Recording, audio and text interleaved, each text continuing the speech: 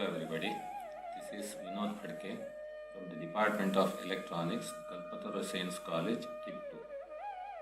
In this presentation, we shall discuss about propagation of the radio waves. This is the chapter that appears in the 6th semester BSc of Tumkur University. We already know that the electromagnetic spectrum will be consisting of various frequency bands such as RF, that is radio frequency band, then microwave, then infrared, then visible range, then ultraviolet, X-ray, gamma ray, and of course cosmic rays. So we shall concentrate on the radio frequency band. This band itself is a fairly large, having a large bandwidth. Therefore, that can be further subclassified as very low frequency, whose frequency range will be 3 to 30 kilohertz, low frequency, whose frequency range is 30 to 300 kilohertz, medium frequency 300 to 3000 kilohertz, high frequency and then very high frequency, ultra high frequency, whose range is 300 megahertz to 3 gigahertz. And remember, above 1 gigahertz, you will be entering into the microwave region. So, super high frequency, extra high frequency, they can also be considered as microwaves. There can be three types of propagation mechanism in radio frequency band. First one is ground wave propagation, which takes place in the VLF band, that is very low frequency, and MF, medium frequency. And remember, this is also taking place in ELF, that is extremely low frequency, whose frequency band is from 3 Hz to 3 kHz. Then there is skywave propagation, which takes place in the HF band, that is high frequency band. High frequency band, we already know that it is from 30 MHz to 300 MHz.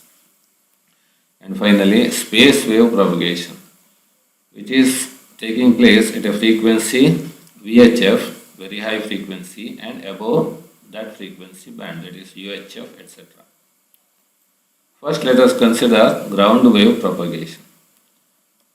Ground wave propagation is also called surface wave propagation because the propagation of the waves will be along the surface of the earth, or we can say that the rays will be clinging to the earth's surface, or rather we can say the waves will be propagating along the earth's surface following the different geographical structures, and they can bend, they can penetrate through the obstacles.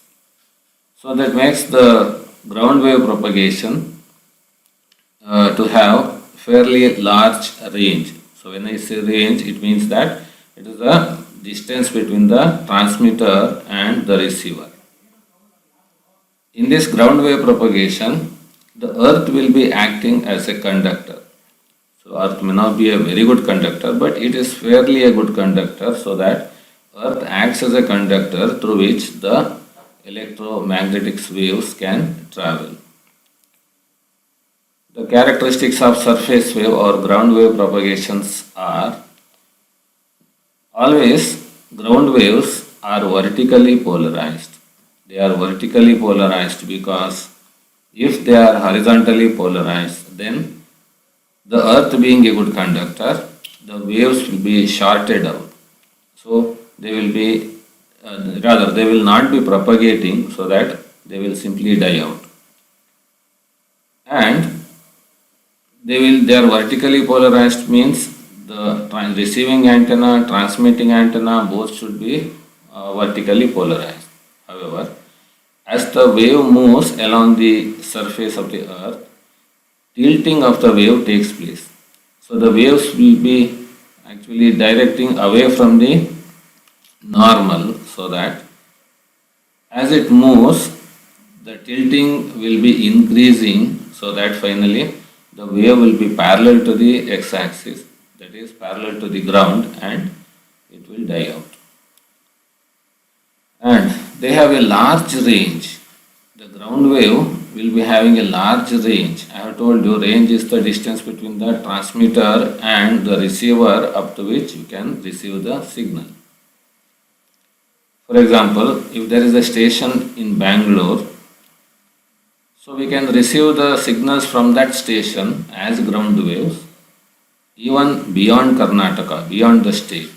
So you can receive up to maybe sometimes 1000 kilometer, 2000 kilometer, etc. under favorable conditions. And the other important property is that it can penetrate and bend over the varying geographical obstacles. For example, in the way the ground wave may face hills or some rough surfaces, some buildings, etc. The rays will be simply bending over the hills and they will go beyond the hills. Similarly, they can penetrate through the walls of the walls of the buildings also, which makes the range very, very large. In surface wave propagation, the approximate field strength in volt per meter at a distance d is given by E is equal to 120 pi ht into I divided by lambda d, where ht is the height of the transmitter, I is the antenna current, lambda is the wavelength of the signal, and d is the distance of the receiver from the transmitter. Similarly, the voltage induced in the antenna which is kept at a distance d is given by V equal to 120 pi ht hr into I divided by lambda into d, where hr is the height of the receiving antenna. You can see that the voltage induced in the antenna depends on not only the height of the transmitter but also the height of the receiver. Another important ground wave propagation takes place at a frequencies below MF, that is VLF, very low frequency, and ELF, extremely low frequencies. ELF are the waves with frequency ranging between 3 Hz to 3 kHz. They are having a very large wavelength of the order of a few hundred, maybe a few lakhs of kilometers, which means the lambda, that is wavelength, will be very, very large. However, they propagate through a very large distance and are capable of propagating through water. So that is very, very important. They can propagate through water also. They can penetrate in the water surface, in fact underwater. So which makes it very, very important. VLF have frequencies between 3 to 30 kHz. Both ELF and VLF are vertically polarized, as we have seen earlier.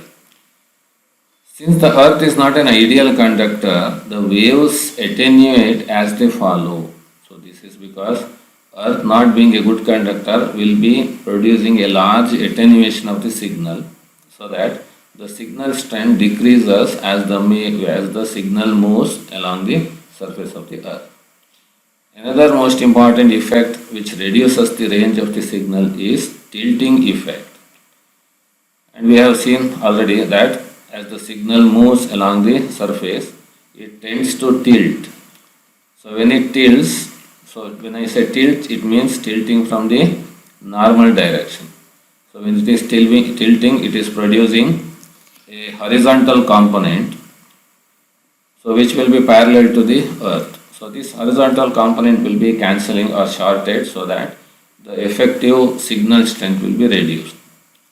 And as the frequency increases, the rate of tilting will be more, so that at higher frequencies the tilting takes place very fast, which means within a very short distance the tilting will be so large that it is almost parallel to earth, so that signal will die out.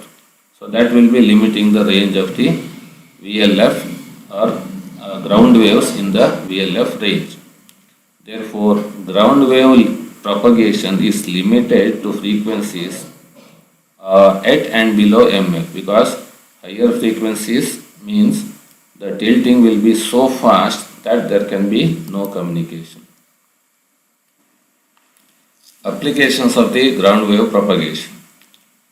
Medium frequencies are used in commercial radio broadcasting. For example, in Karnataka we have 6 stations which transmit signals using ground wave propagation, such as Bengaluru, Bhadravati, Dharwada, Gulbarga, etc.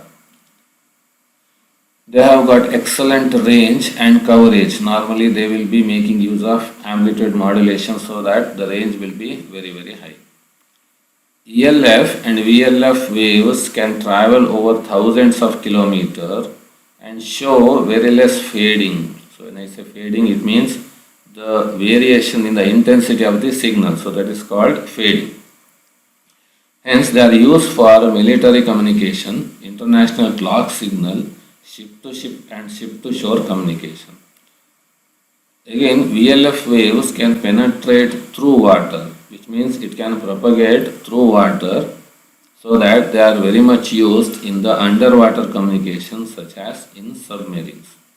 However, there are certain disadvantages of ground wave propagation.